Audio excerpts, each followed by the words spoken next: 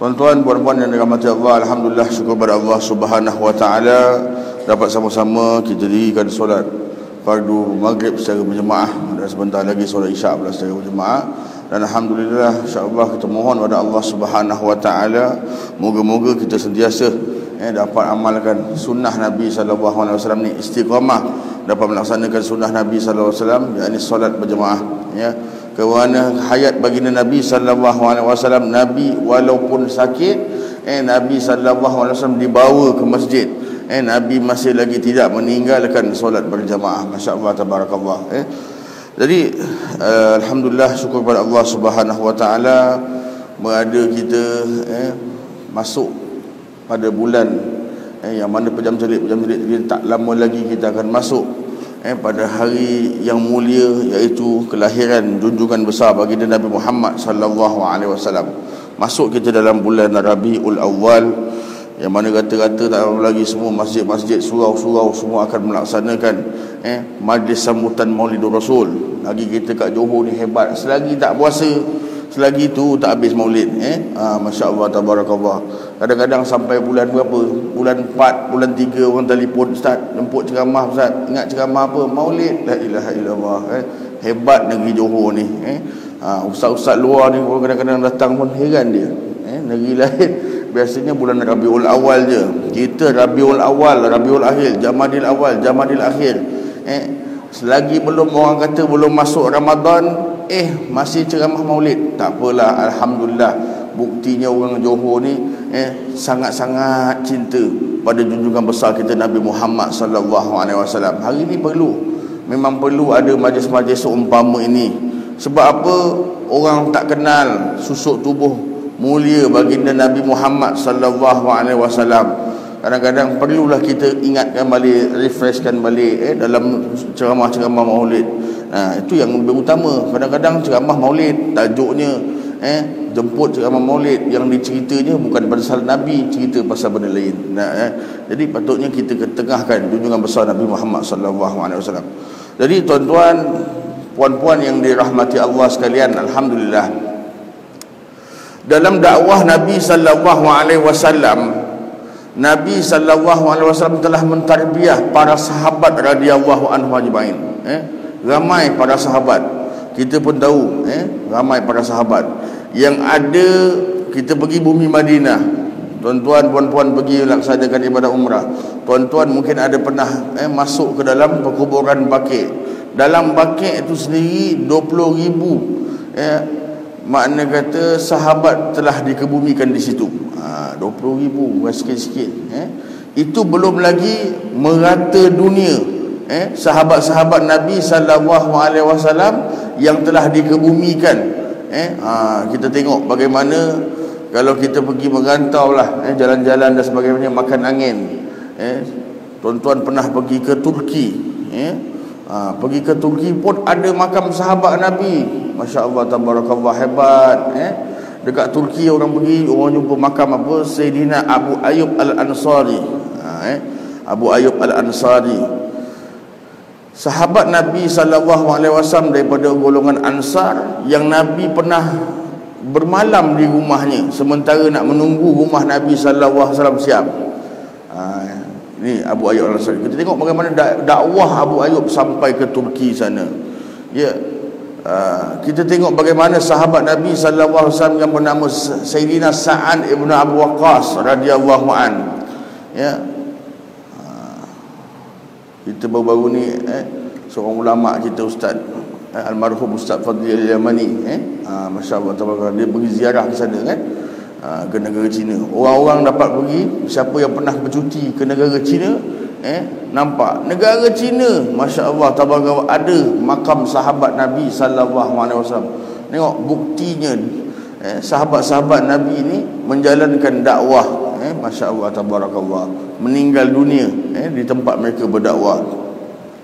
Kita tengok bagaimana di mana negara Syria, masya-Allah, negara Syria, di situ ada makam siapa? Sayyidina Khalid ibn Al-Walid, tentera Islam yang hebat, masya-Allah, tabarakallah. Kemudian di situ juga ada makam muazzin yang pertama Sayyidina Bilal. Sayyidina Bilal juga berada di Syria. Masya Allah, tabarakallah. Nak menunjukkan apa hebatnya para sahabat radhiyallahu an, yang mana kita hari ini perlu perkenalkan kepada anak-anak, perkenalkan kepada semua. Hatta bukan anak-anak, kita sendiri kena kenal siapa itu sahabat-sahabat Nabi sallallahu alaihi wasallam. Mereka ni insan-insan yang mulia. Pertama, mereka dapat bersama-sama dengan junjungan besar baginda Nabi Muhammad sallallahu alaihi wasallam. Ya, dapat lihat bagaimana indahnya akhlak Nabi sallallahu alaihi wasallam dan mendapat tarbiyah secara langsung daripada junjungan besar Nabi Muhammad sallallahu alaihi wasallam. Sebab hari ini kita kena muliakan para sahabat radhiyallahu anhum ajmain. Kena muliakan. Kita kena kenalkan, pada kita sendiri kena kenal sebelum kita suruh anak-anak kita dan lain-lain, cucu-cucu kita dan sebagainya untuk mengenali para sahabat radhiyallahu anhum ajmain. Kenalkan siapa itu sahabat-sahabat yang 10 dijanjikan oleh Allah Subhanahu wa taala masuk syurga. Siapa? Perlu kita kenalkan. Siapa sahabat-sahabat di kalangan khulafa ar-rasyidin? Kena kenalkan. Siapa sahabat-sahabat dan sahabat-sahabat Nabi sallallahu alaihi wasallam bukan sahaja di kalangan Arab sahaja. Di situ ada Suhaib Ar-Rumi. Dan juga ada sahabat Nabi sallallahu alaihi wasallam, Bilal Al-Habsyi, Sayyidina Bilal, orang Habsyi, masya-Allah. Kemudian ada apa lagi? Sahabat Nabi sallallahu alaihi wasallam orang Farsi, Sayyidina Salman Al-Farisi, radhiyallahu anhum. Jadi kita tengok pelbagai sahabat-sahabat Nabi sallallahu alaihi wasallam, mereka dahagakan, kasihkan pada junjungan besar Nabi Muhammad sallallahu alaihi wasallam. Kita tengok Sayyidina Salman Al-Farisi sebagai contoh satu kisah. Kita nak tengok bagaimana ni sahabat-sahabat yang mulia di sisi Rasulullah sallallahu alaihi wasallam. Antaranya Sayyidina Salman tadi yang saya sebutkan. Dan ada riwayat yang mengatakan umur dia berumur 270 tahun. Hayat dia 270 tahun. Berapa panjang umur, masya-Allah tabarakallah. Dan dia berpengalaman memeluk pelbagai agama. Akhirnya Allah Subhanahu wa taala beri hidayah, dijumpakan dengan junjungan besar baginda Nabi Muhammad sallallahu alaihi wasallam, baru peluk Islam. Dan kita tahu kisah yang masyhur Sayyidina Salman Al-Farisi ini, yang mana dia beri buah fikiran dalam mesyuarat agar diadakan khandak ataupun parit ketika peperangan Khandak. Tu. Jadi memang zaman dulu negara Arab tak ada, bukan kebiasaan negara Arab peperangan gali parit, tak. Ini cara orang-orang Parsi. Parsi kalau zaman sekarang, kalau tak silap saya, belah barat Iran sana. Jadi orang-orang Arab tak biasa ketika berperang menggunakan kaedah parit. Ini buah fikiran daripada Sayyidina Salman Al-Farisi. Sebagai contoh sedikit kisah Salman Al-Farisi, yang mana Sayyidina Salman Al-Farisi asalnya berada di kalangan keluarga Majusi. Dan dia berjaya melarikan diri daripada keluarganya, dan juga dia nak cari kebenaran, masya-Allah. Kemudian dia berjinak-jinak dengan agama Nasrani, dan dipendekkan cerita, panjang cerita sebenarnya nak cerita Sayyidina Salman Al-Farisi ni. Dia berkenalan dengan beberapa pendeta-pendeta Nasrani, dipendekkan cerita, seorang kalau tak silap saya sampai 11 orang pendeta.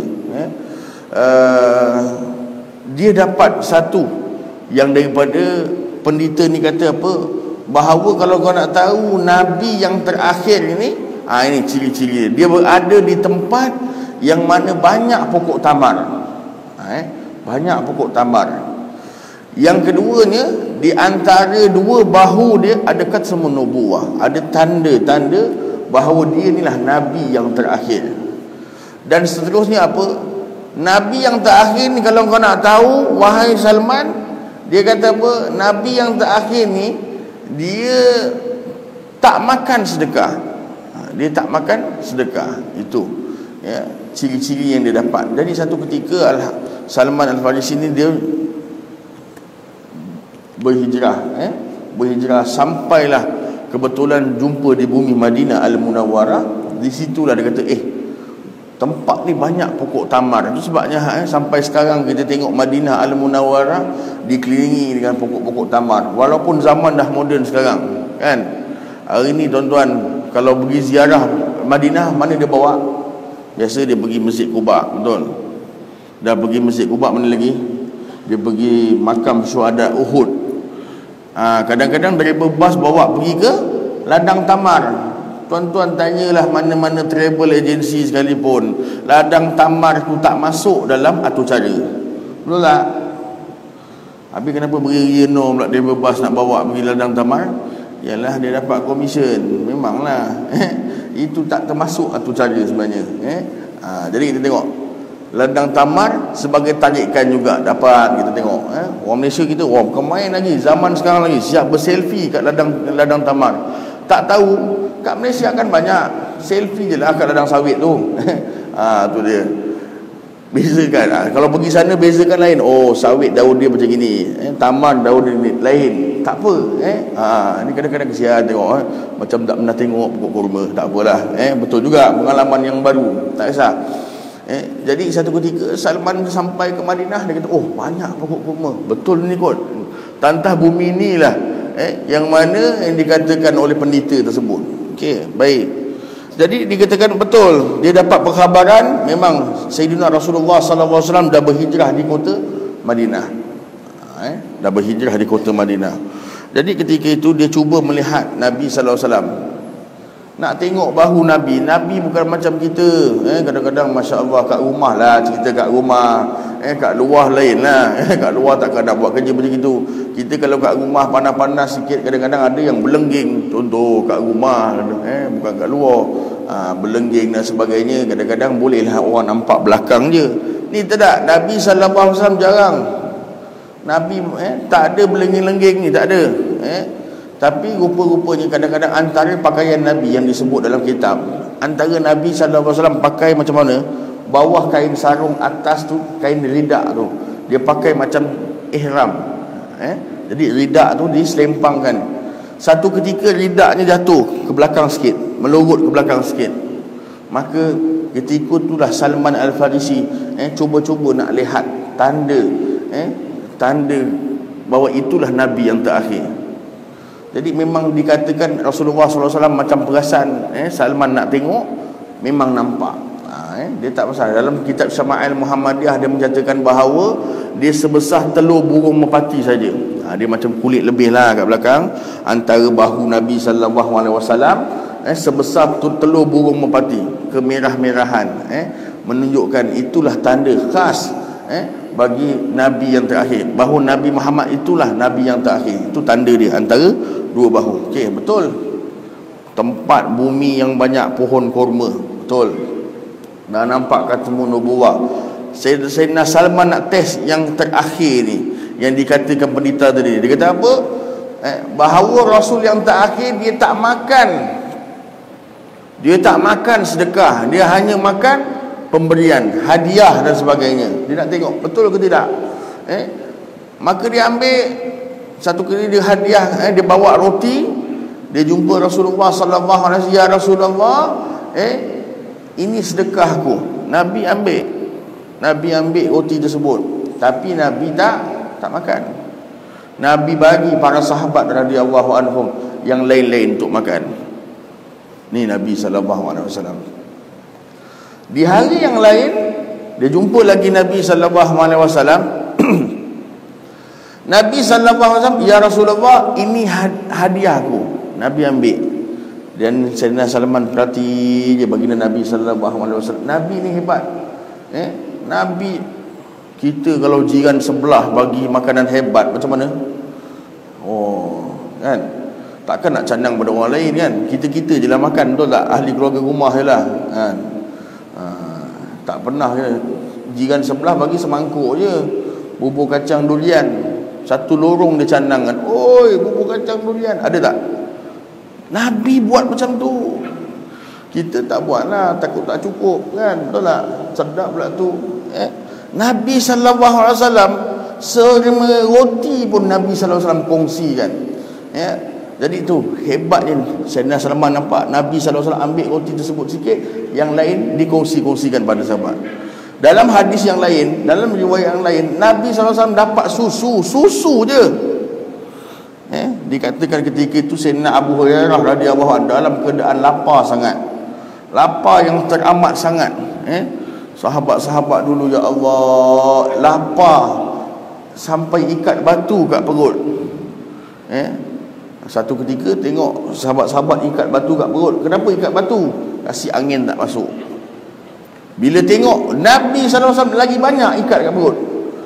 Masya Allah, tabarakallah. Jadi satu ketika Sayyidina Abu Hurairah lapar, Nabi ajak balik rumah. Ajak balik rumah. Ajak balik rumah, rupa ada susu. Nampak? Nabi orang bagi susu, Nabi ajak Sayyidina Abu Hurairah. Masalahnya bukan Abu Hurairah seorang.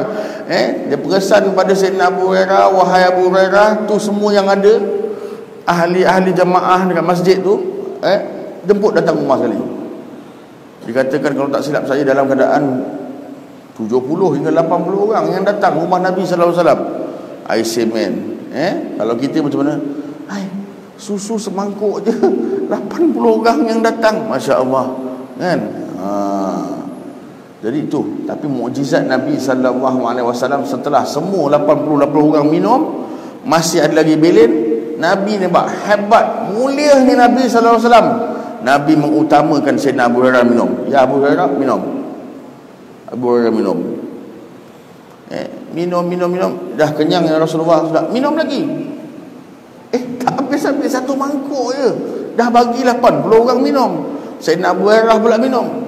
Kenyang dah. Tak apa, Nabi tak minum lagi.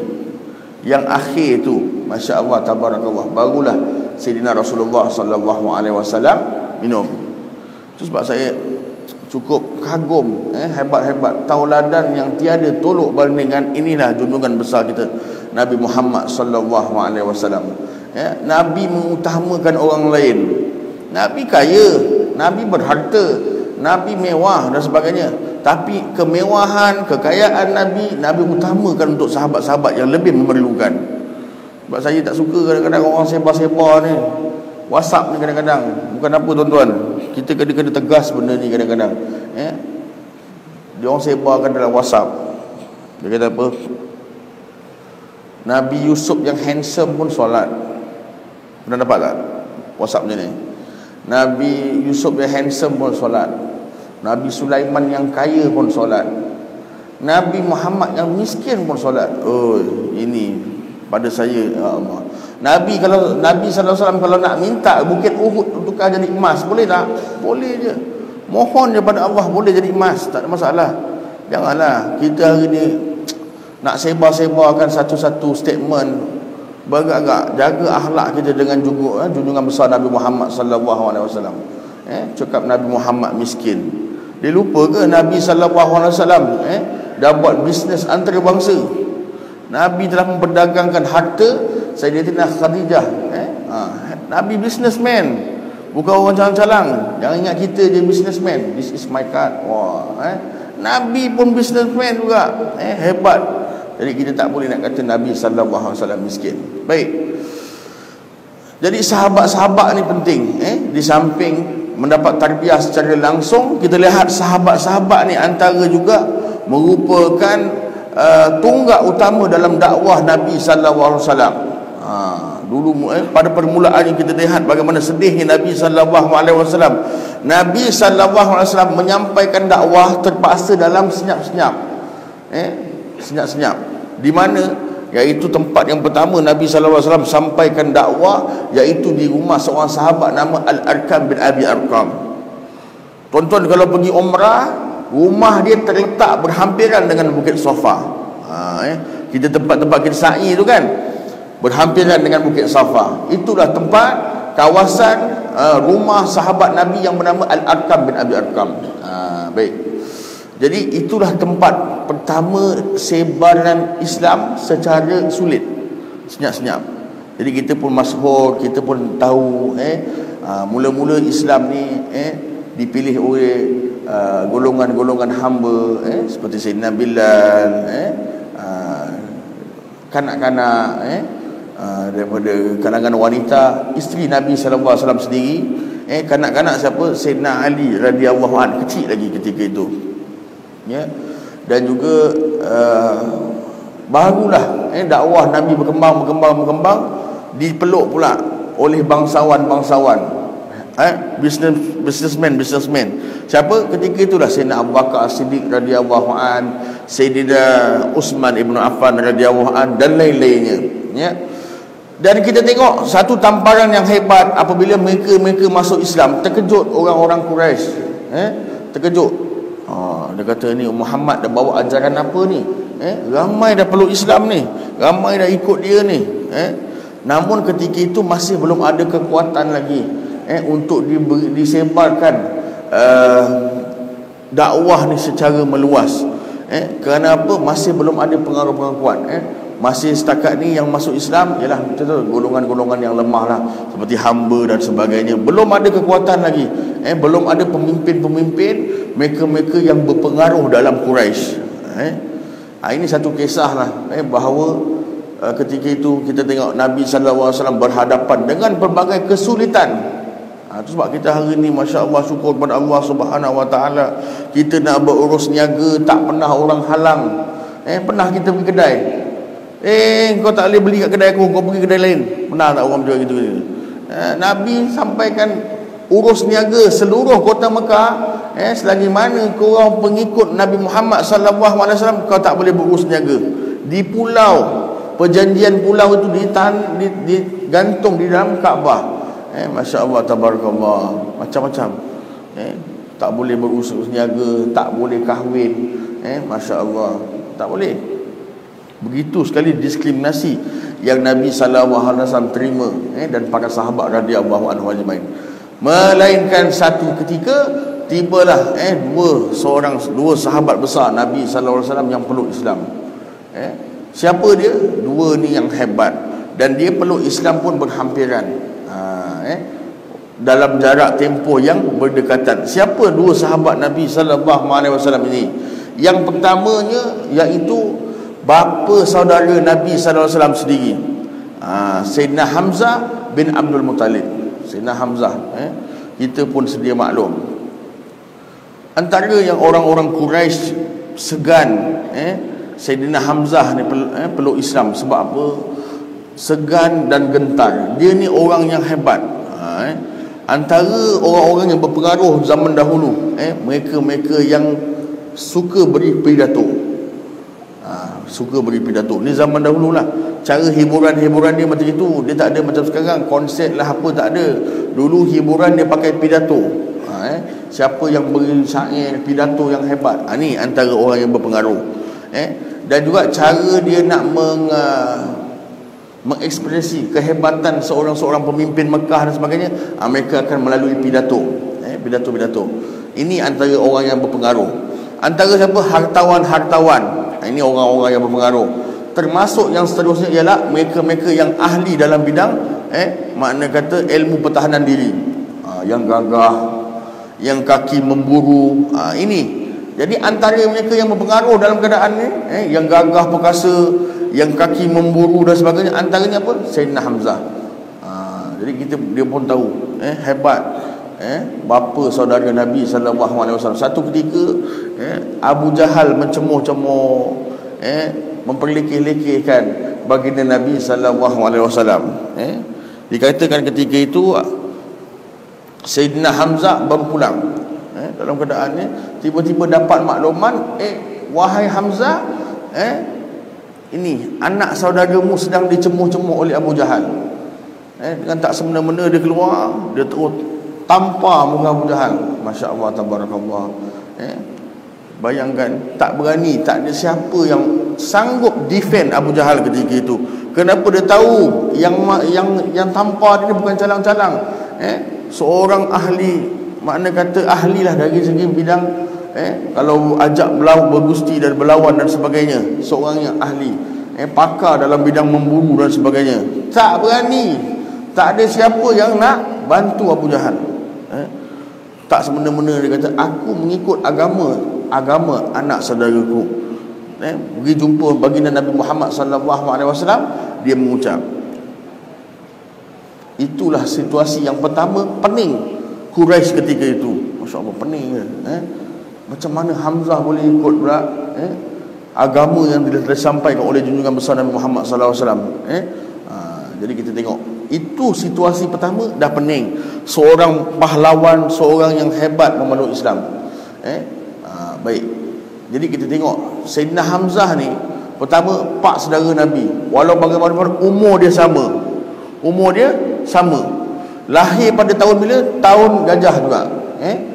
Iaitu pada 570 Masihi. Tahun yang sama.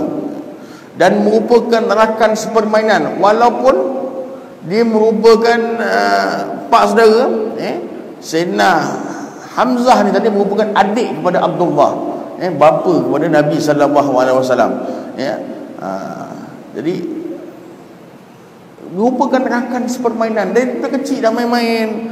Jadi kawan suka, kawan duka sama-sama dari kecil. Tak sanggup dilihat kawan dia, kawan sepermainan, dan juga merupakan anak saudara dia sendiri diperkotak-katikkan, sedang kata bahasa zaman sekarang dibuli lah. Itu dia. Jadi dia pun rasa dia akan mempertahankan. Jadi kita tengok bagaimana Sayyidina Hamzah ni pun banyak bakti-baktinya dalam Islam. Merupakan tentera-tentera, panglima-panglima tentera dalam peperangan. Dia telah terlibat dalam peperangan Badar, dan gugur syahid ketika peperangan Uhud.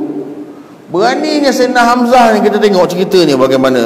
Tak macam kita tengok, Masya Allah, Tabarakallah. Beraninya Sayyidina Hamzah, iaitu ketika mana beliau peperangan Badar, beliau memakai bulu burung. Ini trademark dia. Dia pakai bulu burung unta, ostrich tu. Dia pakai dekat baju besi dia, dekat dada dia. Ini orang nak kenal siapa? Oh, Hamzah. Jadi pihak lawan pun tahu. Daripada jauh nampak yang ada bulu ostrich ni tadi, bulu burung unta tadi dekat dada. Ini Hamzah. Daripada jauh tengok dah gentar. Musuh dah takut dah. Sebab dalam Islam kita kena contohnya mereka yang rambut putih dan sebagainya, diharuskan, Nabi suruh inaikan. Itu sebabnya sunat kita inai rambut kita. Kalau rambut kita dah putih, inaikan. Kenapa? Daripada jauh tengok, ini nampak macam orang tua, tapi bukan orang tua ni rambut semacam merah pula rambut juga. Inai merah. Takut dia. Itu sebenarnya dari segi psikologi. Psikologi. Ini tengok semua rambut putih, aku nak lawan dengan orang tua je rupanya. Contoh begitu.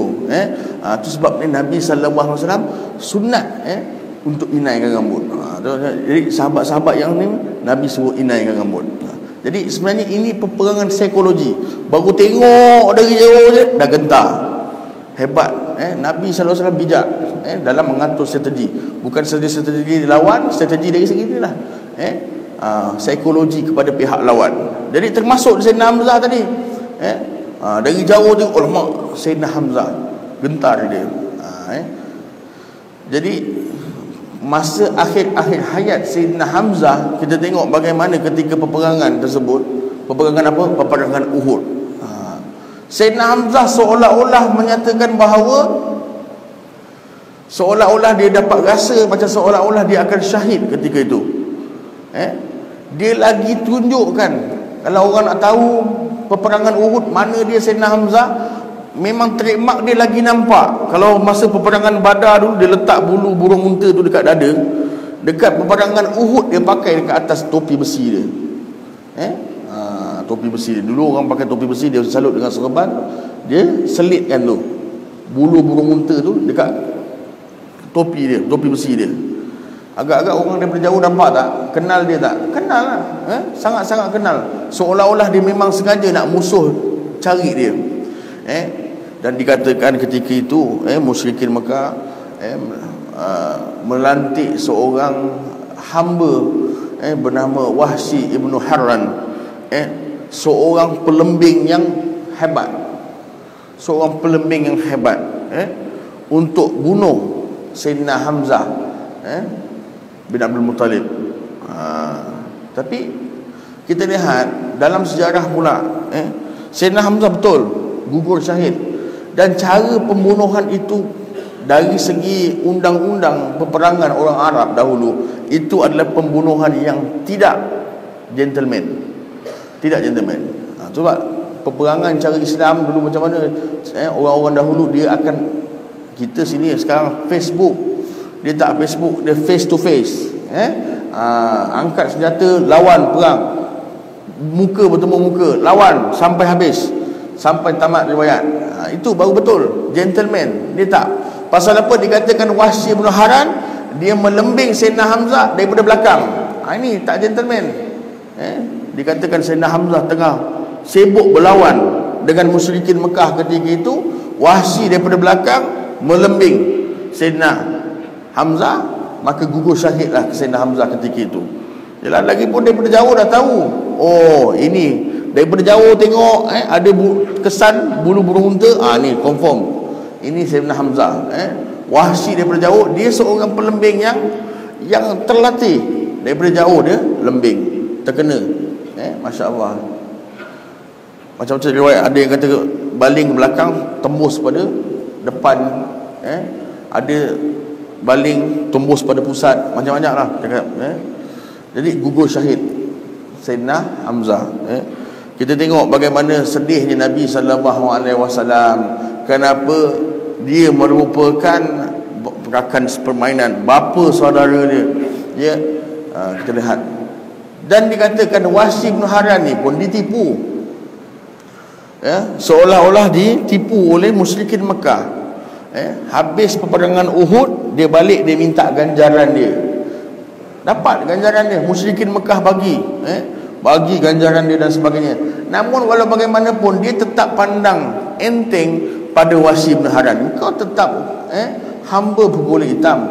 Walau kau pakailah macam mana kau pakai baju yang mahal, Wahsy dah dapat duit, Wahsy beli pakaian yang mewah dan sebagainya, tetapi dia dah pakai pakaian yang mewah, dia dapat harta benda yang banyak, tapi masih lagi dicemooh oleh musyrikin Mekah. Engkau tetap hamba. Engkau pakailah baju mahal sekalipun macam mana pun kau tetap hamba. Nampak? Ini yang tak bagus ni satu. Masyarakat Arab dulu dia ada semangat berkabilah-kabilah. Seolah-olah mereka sahaja yang hebat-hebat, mereka sahaja yang mulia-mulia, golongan-golongan lain tak mulia, tak hebat. Ada diskriminasi. Macam satu ketika dahulu di negara orang putih lah, kan? Orang putih yang berkulit putih mendiskriminasi mereka-mereka yang berkulit hitam. Sama dulu. Zaman-zaman musyrikin Mekah pun gitu juga. Jadi Wahsy pun rasa macam tidak berpuas hati, dan dia rasa bersalah, bunuh Sayyidina Hamzah. Maka dia cuba nak jumpa Nabi SAW, nak minta ampun dan sebagainya. Dan dalam masa yang sama, apabila dia pergi ke Madinah Al-Munawwarah, Wahsy ibn Harran dapat makluman dia merupakan antara mereka-mereka yang wanted. Alamak, nak pergi Madinah wanted pula sudah. Ingat memang nak minta junjungan besar Nabi Muhammad SAW. Namun Wahsy cuba menyilap antara para sahabat radhiyallahu anhum ajmain, menyilap sampai depan Nabi sallallahu alaihi wasallam. Dia terus asyhadu an la ilaha illallah wa asyhadu anna Muhammadar Rasulullah. Tak dapat nak bunuh. Kalau tak memang dah wanted dah. Ini memang wanted ni Wahsy bin Harran, tapi tak dapat. Sebab apa? Dia berjaya menyilap di kalangan para sahabat. Depan-depan Nabi dia terus mengucap.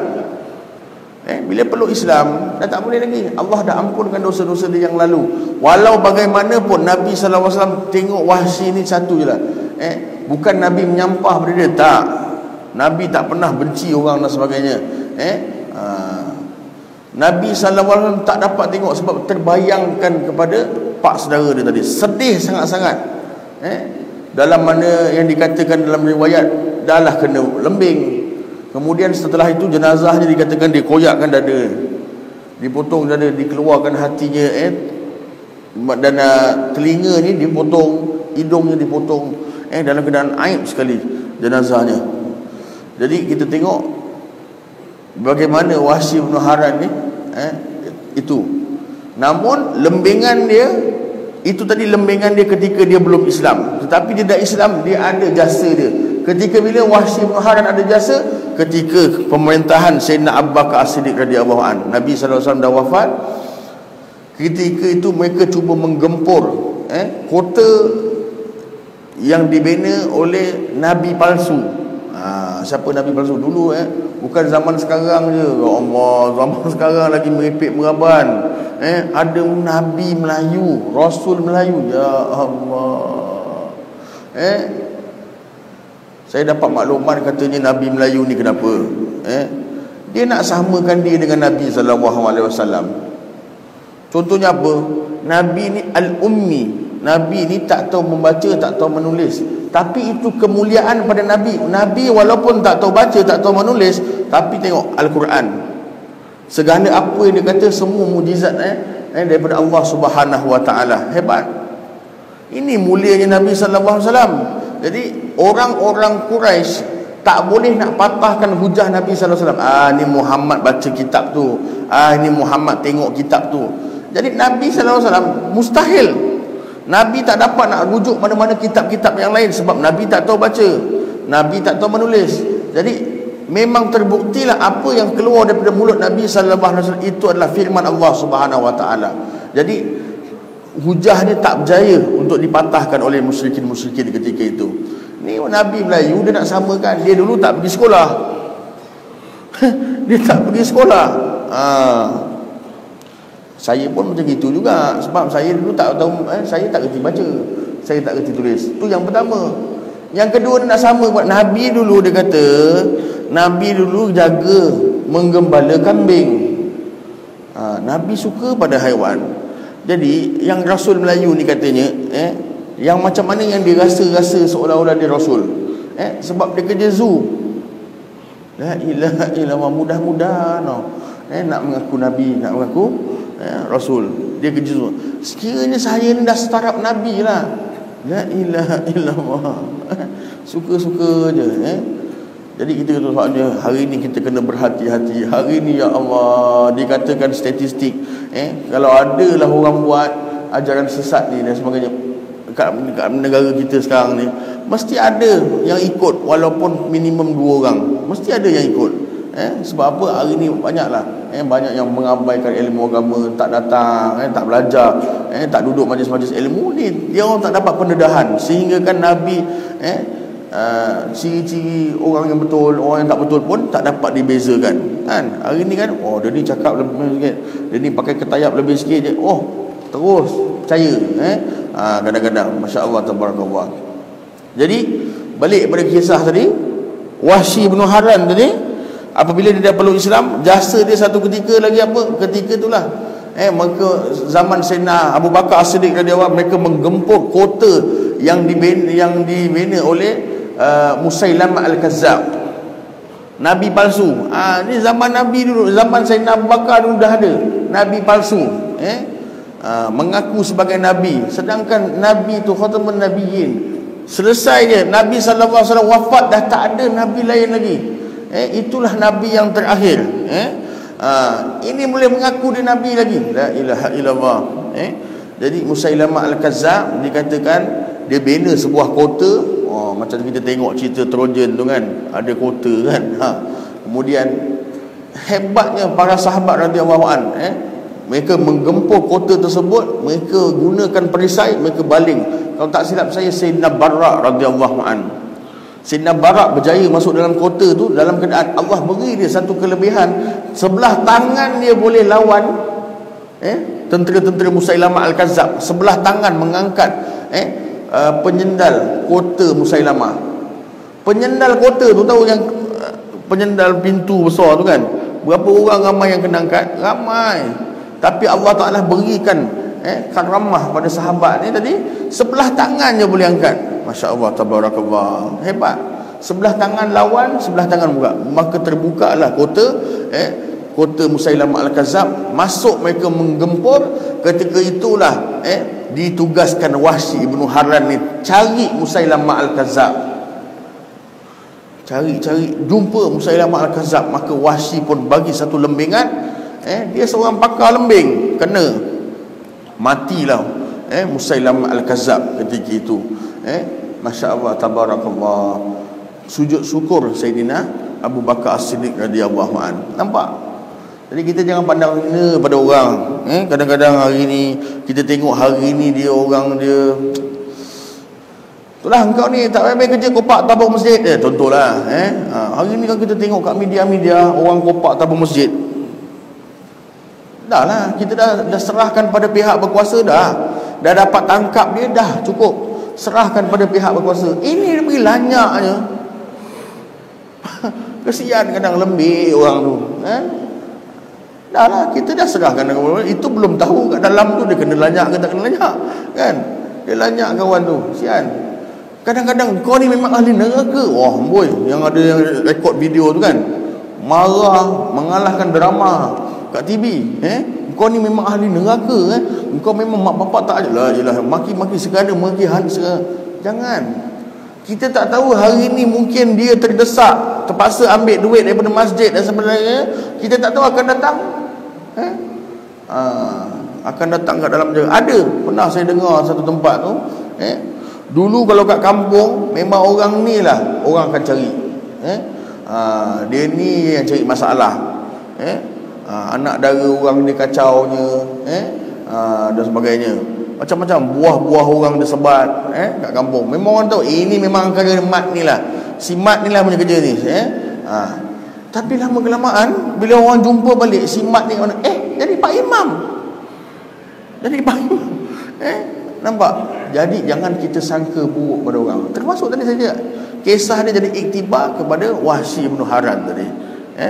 Bagaimana Wahsy asalnya. Kita berhenti azan dulu.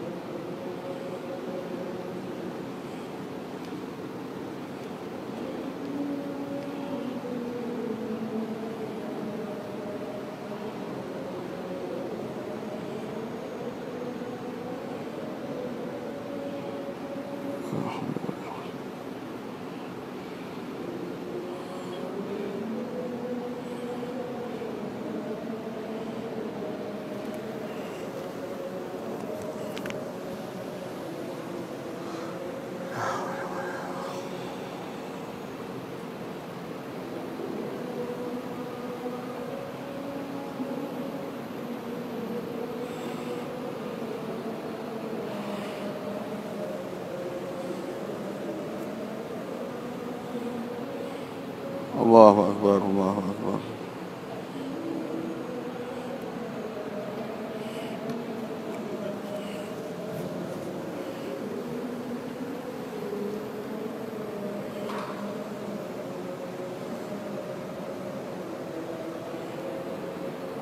La ilaha illallah.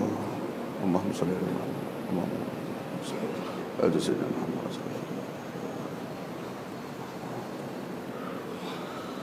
Baik tuan-tuan dan puan-puan yang dirahmati Allah, sambung sikit.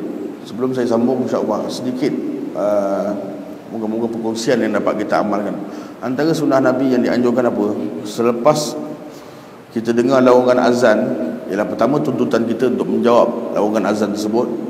Yang keduanya iaitu sebenarnya disunatkan untuk kita berselawat ke atas Nabi sallallahu alaihi wasallam selepas dengar lawangan azan. Besar khas fadilat dia tu sebenarnya. Jadi apabila lepas, biasa kita ada orang dia tak perasan. Kadang-kadang biasa kita buat kan, la ilaha illallah Muhammadur Rasulullah sallallahu alaihi wasallam, Allahumma rabb hadhihi da'wat tamah. Lepas ni kita cuba ubah sikit. Yang mana ni memang banyak kelebihan dan ganjaran dia, iaitu selepas lawangan azan habis dia, la ilaha illallah, kita jawab azan sebut kan, la ilaha illallah, kemudian kita selawat ke atas Nabi dulu, Allahumma salli ala sayyidina Muhammad, baru kita Allahumma rabb hadhihi da'wat tamah wa salatul qa'imah sampai habis. Itu ini antara yang dianjurkan lah. Kita selawat dulu ke atas junjungan besar Nabi Muhammad sallallahu alaihi wasallam. Moga-moga dapat kita amalkan. Sikit kita sambung sedikit, selepas ni kita nak sama-sama dirikan solat fardu isyak. Habiskan kisah tadi bagaimana tadilah Wahsy berjaya melembing Musailamah Al-Kazab, dan maka ketika itu meninggal dunia. Baik. Jadi kita tengok, janganlah kita pandang serong pada mereka-mereka lah, pada mereka-mereka yang pernah hari ni buat salah, kekhilafan sedikit, salah tindakan dan sebagainya. Jangan kita seolah-olah kita ni berlagak macam Tuhan, kita pula nak menghukum dia dan sebagainya. Kita tak tahu hidayah Allah Subhanahu Wa Taala. Kita tengok sini tak payah sahabat-sahabat sendiri. Sahabat-sahabat sendiri kita pun sedia maklum bagaimana kekalahan peperangan Uhud, antaranya sebab apa? Sebab tentera berkuda ni diketuai oleh seorang sahabat Nabi ketika itu belum peluk Islam. Siapa? Sayyidina Khalid ibn Al-Walid.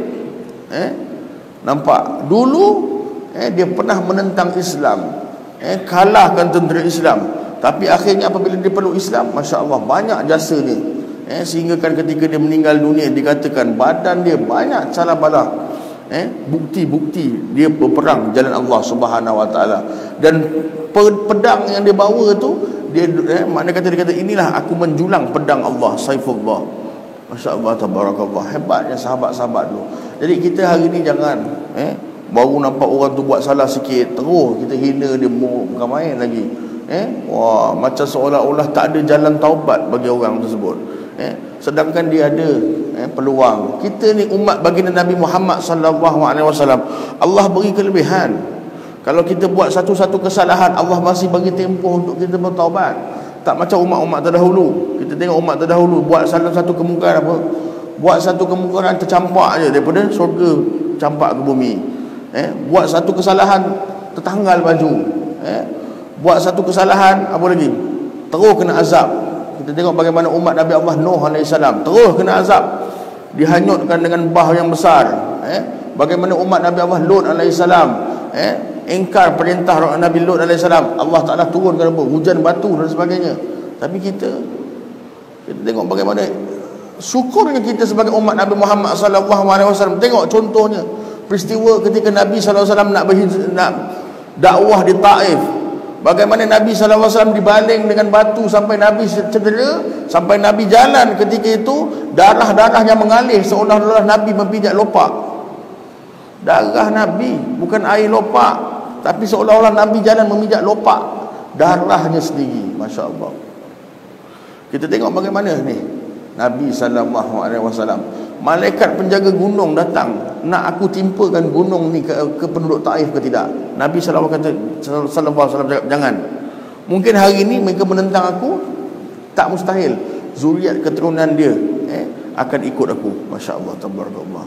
Nampak? Jadi kita sebagai umat Nabi Muhammad SAW, sama-samalah insya-Allah kasihkan pada Nabi sallallahu alaihi wasallam, kasihkan para sahabat Nabi sallallahu alaihi wasallam yang mendapat tarbiyah secara langsung daripada Nabi sallallahu alaihi wasallam.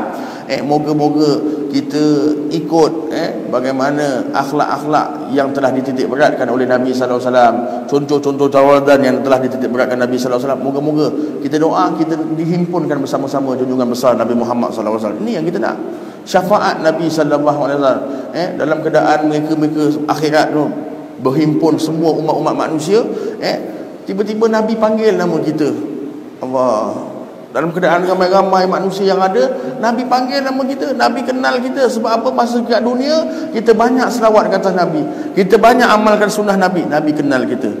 Tak naklah kita akhirat kelak bila kita jumpa Nabi, kita bersisih dengan Nabi, Nabi tak pandang muka kita, Nabi tak kenal kita. Sebab apa?